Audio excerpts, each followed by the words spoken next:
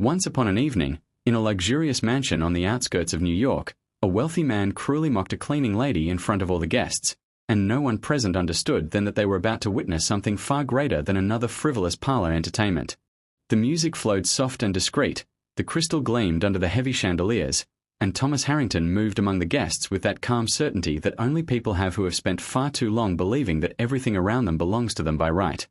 Emily Carter was picking up empty glasses with the tired efficiency of someone who had long ago learned to move through other people's luxury without leaving a trace, without a shadow, without a sound. She walked in silence, steady, without a single extra movement, until suddenly her gaze stopped on an old violin displayed by the fireplace. The instrument was mounted in a frame of dark wood and hung apart like a rare relic, like an object that people there admired but almost no one had truly heard. Emily Carter slowed her step. She did not touch the violin. She did not even get too close. She only looked at it a little longer then, apparently, a woman whose function that night was solely to clean up after others was allowed to look. Thomas Harrington noticed. He always noticed when someone stepped outside that invisible choreography he liked to impose on those around him. He cut his conversation off mid-sentence, raised his glass just slightly, and pointed directly at her. "Are you watching me? Or do you think you can steal the violin with your eyes?" Several guests laughed even before fully understanding what he had said. Emily Carter turned her face toward him and gripped the tray more tightly. The space in the room seemed to arrange itself around that scene all on its own. Thomas Harrington liked that. He walked over slowly, with a thin, cutting smile and with that soft voice he used especially in moments when he wanted to humiliate someone without raising his voice, without dirtying himself with an open vulgarity. "Have you ever seen a Stradivarius this close?" he asked. "Or did you think it was just another wall decoration?" Laughter was heard again. Emily Carter looked at the violin once more. In that gaze lived a nostalgia too deep to be simple curiosity. She answered in a low voice, almost to herself, "I just thought it was very beautiful." Thomas Harrington repeated her words louder so everyone could hear them. "She says she thinks it's beautiful." He looked at the guests. "Did you hear that? Our cleaning lady thinks a violin worth several $1,000,000 is beautiful." A man in a grey suit beside him burst out laughing louder than the rest. Margaret Wilson, wrapped in a golden dress, arched an eyebrow and stepped forward as if she too wanted to be closer to that little spectacle. Thomas Harrington smiled with contempt. "And do you know what would be truly beautiful? If you played it. If you can do it right here in front of everyone, I'll marry you." The room exploded in laughter. Someone had already raised a phone to record. Someone watched in silence with that particular pleasure people feel when cruelty has chosen someone else as its target. Emily Carter felt the heat rise to her face, but she did not lower her head. For a few seconds she looked at Thomas Harrington, and then she asked the one question no one expected. "Can you hand me the violin?" The laughter stopped at once. Robert leaned his head a little, as if he did not believe what he had just heard, and then his smile widened even more. He walked to the wall, took the instrument from its stand, and put it into her hands without the slightest care. "Go ahead then. Show us all." The weight of the wood fell into Helen's palm and awakened a memory that had not returned whole in many years. A small room at the back of a public school, the smell of coffee mixed with varnish, Jonathan Miller patiently correcting her elbow and telling her that the violin was not a luxury but a language. At 8 years old, she already knew how to draw a clean sound from an open string. At 12, she stepped onto a stage in Boston and saw her father, Samuel Carter, in the front row wearing the best jacket he owned. When she finished playing, he wept without hiding it. On the way home, he told her that it had been the happiest night of his life. 2 months later, he died, and after that life began to close doors one after another. It became too hard for Gloria Carter to carry everything alone. The lessons ended. The violin was wrapped in an old cloth and put away at the back of the closet. At first Helen promised herself it would only be for a while. Then she stopped promising herself anything. At 15 years old she was already working. At 20 she cleaned other people's houses when no one even suspected that those hands had once learned scales, etudes, and sonatas. At 30 she had almost managed to survive without touching that part of her destiny.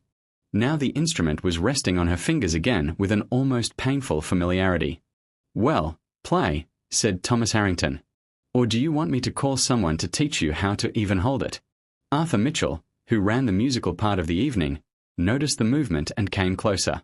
He was a tall man with grey hair, a severe gaze, and the posture of someone who had devoted decades to the discipline of sound. When he saw the violin in Carter's hands, he frowned. That instrument is not a toy for a party. It would be better to put it back in its place. Helen took a deep breath. Her body was already beginning to remember before her mind could catch up. Her chin found the support point on its own, her left hand found the fingerboard, and her fingers, hardened by years, trembled for just an instant. 15 years weighed on them like a slab. 15 years without a bow, without repetition, without a teacher, without a stage, without courage. Thomas Harrington stood there with his arms crossed, clearly pleased with what was happening. "What are you waiting for?" he asked. "A miracle." But before Helen could answer, one of the waiters hurried past her and brushed her shoulder. The tray she was still holding slipped from her hand and fell to the floor. The glasses shattered on the marble into dozens of bright fragments. The crash split the attention of the whole room for an instant, but no one moved to help her. Helen crouched by reflex, still holding the violin, and with her free hand began to pick up the broken glass. Thomas Harrington watched her from above. Margaret Wilson exchanged a mocking glance with another woman nearby. Some phone was still recording. That scene seemed to concentrate all of Helen Carter's life. Even in the exact moment when they were humiliating her in front of everyone, they still expected her to clean up other people's mess first.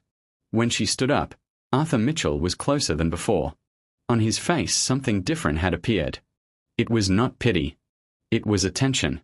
He had noticed the way she had held the violin in the middle of the chaos. Those who do not know an instrument grip it with fear. Those who do know it hold it with respect. "Have you played before?" he asked quietly. "A long time ago," Helen Carter answered. Thomas Harrington heard it and gave a short laugh. "Wonderful. Now it turns out we also have an artistic past. The night is getting more and more interesting." Helen did not even look at him. She looked at the violin again, and for a moment the room disappeared. The chandeliers disappeared, the shards of glass disappeared, the expensive dresses disappeared, Thomas Harrington's smile disappeared. There was only the wood under her chin and her father's voice cutting through the years as if he were beside her. "The violin doesn't forget the one who loved it, daughter. It only waits for the person to dare to remember." The words came back with such clarity that Helen almost felt her father correcting her fingers again. She closed her eyes for a second, and when she opened them she saw everything once more. Thomas Harrington, sure of himself, the people around ready to watch her fail, Margaret Wilson with a faint smile, the man in the grey suit adjusting his phone better, Arthur Mitchell watching in silence with absolute attention. Then Helen Carter understood that it was no longer just about playing or not playing. It was something else. Once again they were trying to push her into that invisible zone where she had lived for years, that place where no one saw her and where even she had started to believe she was supposed to stay forever. She slowly lifted the bow. Not a single note had sounded yet, but something in the room had already changed. Because for the first time the whole night, Helen Carter no longer looked like a tired employee trapped at someone else's party. She looked like someone about to open a door whose existence no one there had ever suspected. And though no one understood it yet, from that very breath the night began to slip forever out of Thomas Harrington's hands. The first note came out without thunder but with enough firmness not to get lost in space. It was not perfect, but it was not weak either. It was alive. The bow trembled a little, not from clumsiness but from the weight of a reunion that demanded courage. The whole room held its breath. Thomas Harrington tilted his head, waiting for the mistake. Margaret Wilson crossed her arms, waiting for the exact moment to laugh. The man in the grey suit moved the phone even closer. She breathed again, this time deeper, and produced a second sound. Her fingers began to find the positions with that precision that is not born from conscious memory but from something far older, imprinted in the body. The body remembered. Her right hand adjusted the weight of the bow, her wrist softened, the third note sounded cleaner, and by the fourth there was already intention. Arthur Mitchell narrowed his eyes. He knew that sound. It was not coincidence. It was not a clumsy improvisation born of a whim. It was technique waking up after a long and punished sleep. Thomas Harrington was still smiling, but at the corner of his lips a barely visible tension began to appear. He expected everything to collapse in a few seconds. He expected an obvious failure, a ridiculous break, a humiliating stumble. But the mistake never came. On the contrary, the music began to take shape. Helen Carter no longer saw anyone. The room fell away again. The marble, the costly fabrics, the light of the chandeliers, all of it became distant. In its place appeared the wooden floor of a small room, an old stage, and the figure of her father in the front row. She did not need to see him with her eyes. He was there. She kept moving through the musical phrase, more and more certain. The transitions between notes became smoother. The sound stopped being merely correct. It became expressive. One of the women by the wall slowly lowered her phone. The man in the grey suit stopped laughing. Margaret Wilson did not even notice that she had dropped her arms. Thomas Harrington also lowered his. Nothing was happening as he had planned. Helen kept playing. The bow no longer trembled. Her right hand found the balance between firmness and lightness. Her left moved with greater freedom. The strings responded. The instrument seemed to recognize her hands. Each note occupied its place in the air as if it had always belonged to that space. Arthur Mitchell took a step forward. He recognized the work. He recognized the path she had chosen. It was not a simple melody. It was not an easy piece thrown out to quickly impress a superficial crowd. It was something complex, risky. Helen Carter was not pretending she could play. She was playing for real. The silence in the room changed its meaning. At first it had been the silence of waiting, of contained mockery, of imminent failure. Now it was the silence of attention. One of the guests stood up. Then another. Not out of politeness, but from an inner impulse. There was something happening that no longer allowed the comfortable posture of a distant spectator. Thomas Harrington gripped his glass more tightly. The smile on his face lost its naturalness. He looked around and realized at once that people were no longer looking at him. That almost never happened to him.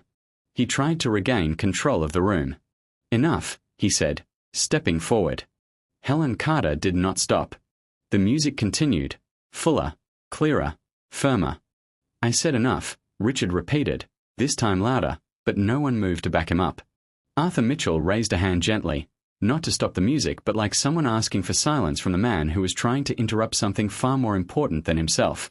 Thomas Harrington caught that gesture and froze for a second. That was new for him. They were not obeying him. Helen entered a more difficult passage. Her fingers ran with precision. Yes, there were still small human imperfections, inevitable, natural, but the core remained intact. The sound carried truth. It was not a desire to dazzle. It was truth. A woman put her hand to her chest. An older man with a dark tie nodded slowly as if he had recognized something exceptional. The young man who was filming lowered his phone for a few seconds, unable to decide what mattered more, to keep recording or simply to listen. Thomas Harrington looked at Margaret Wilson. She was no longer smiling. He looked at the rest of the guests. No one was laughing. No one was waiting for the failure. Everyone was caught by that music. Helen Carter reached the most tense section. The bow gained strength. The sound filled the room in a way that no sound system could ever achieve. It was direct. It was alive. It was human. Thomas Harrington stepped back without realizing it. The music was occupying the space that until then had belonged only to him. When she entered the final variation, something changed completely. It was no longer a matter of technique. It was a matter of surrender. In every movement you could feel the years of silence held inside, the years of postponed life, the story that had finally found a way out. The whole room was now standing. Thomas Harrington was not. The last sequence sounded with a precision that surprised even Arthur Mitchell. He knew perfectly well what level of control that fragment demanded. Helen did not hesitate. She carried the phrase to the end with firmness, with honesty, with fierce unity. The last note hung suspended in the air. There was silence for 1 second, 2, and then the first applause came, strong, solitary, real. After that, another. Then another, and in a few moments the whole room was applauding without irony, without reservation, without doubt. That was not politeness. It was recognition. Helen Carter slowly lowered the bow. Her hands were trembling, not from fear, but from release, as if a circle she had not even had time to understand when it broke had finally closed. Thomas Harrington was watching her without expression. His calculation had failed. Arthur Mitchell approached slowly. "What is your name?" he asked quietly. "Helen Carter." He nodded. He knew he had heard a sound like that before. Thomas Harrington tried to intervene. He stepped forward and forced a smile. Very nice, really. Very nice. Unexpected. No one answered him. Then he added, but let's not forget that this was just a lucky moment. It changes nothing. From the back of the room came the voice of an older man, the one with the dark tie. No. This changes everything. After those words, Thomas Harrington stayed quiet for the first time that whole night. He could not find a prepared answer. Helen Carter did not even look at him. She no longer needed to. Everything that had to be said, the music had said for her. She walked to the wall and returned the violin to its place carefully. For a moment she left her hand on the wood as if thanking the instrument. Then she stepped back. Arthur Mitchell was watching her with deep attention. How many years has it been since you played? 15. A barely visible smile appeared on his lips. Then you lost nothing. It was only waiting. Helen nodded in silence. Thomas Harrington stepped aside, took his coat. He did not address anyone. His exit was not accompanied by announcements or attention or applause. It was silent, the way it should have been from the beginning. Helen took a deep breath. In the room, the echo of what had happened was still vibrating. Several people were already walking toward her with praise on their lips, but she did not stay to receive it. She was not looking for that. She took her coat and headed for a side door, this time not as someone no one sees, but as someone who had finally been seen, and even more important, as someone who was starting to see herself again. The night air was colder when Helen left the mansion, but for the first time in many years she did not feel the usual weight on her shoulders. In her step there was no hurry, no desire to turn back. Inside, the evening was still alive, the lights were still on, the conversations were returning to their rhythm, and yet something had changed irreversibly, even though no one could explain exactly what. She walked down the sidewalk in silence, clutching her coat against her body, while the memory of the music was still alive in her fingers. It was not just sound. It was the feeling of belonging again to something that had always been hers and that never should have disappeared from her life. That same night, back in her old apartment, Helen Carter opened the closet in the corner of the room. The case was still there where she had left it so many years ago. She knelt slowly, removed the old cloth, and saw the violin she had kept since childhood. She ran her fingers over the wood with such care that it seemed she was recovering a part of herself that had never really ceased to exist. She sat on the edge of the bed, rested the instrument on her shoulder, and without hurry brought the bow to the strings. The first note sounded with more firmness than in the mansion. It was not perfect, but it was honest, and that was enough. A few days later the story began to spread. Someone uploaded the recording. People commented, shared, argued, sent messages. But Helen Carter paid no attention to any of that. She no longer needed it. The real change was not happening on screens or in the opinions of strangers. It was there, in her own hands. Because in the end, what changed everything was not Thomas Harrington's cruel bet. What changed was Helen's decision not to leave. And the inner transformation did not end there. The next morning Helen woke up earlier than usual. Outside there was a grey morning on the outskirts of New York. A pale moisture clung to the glass, and the room looked just as modest as the day before. The old wardrobe, the narrow bed, a small table, the kettle in the kitchen, the faded curtains, the same silence as always. And yet, for the first time in a long time, she had the feeling that she was not waking up in the same life she had been dragging for years, but in a space where there was room again for something of her own. She made tea, left the cup on the table, and stared for a long time at the violin open inside the case. Just a few days earlier, the mere sight of that instrument had caused a bitter pressure in her chest, like a reminder of everything she had lost. Now the feeling was different. The pain was still there, yes, but beside it a quiet clarity had appeared. Not everything had disappeared. Not everything was too late. Helen took the violin carefully and ran the bow over the strings again. The sound came out uneven. Her fingers still did not obey the way they had the night before when inner strength had carried her completely. But she did not get discouraged. On the contrary, that slight roughness in the sound reassured her. It meant there was still a path ahead. Not an explosion, not an accident, not a glorious miracle for the amazement of others. A real path of return. During the day, the phone rang several times. A neighbor said she had seen a video and thought she had recognized her.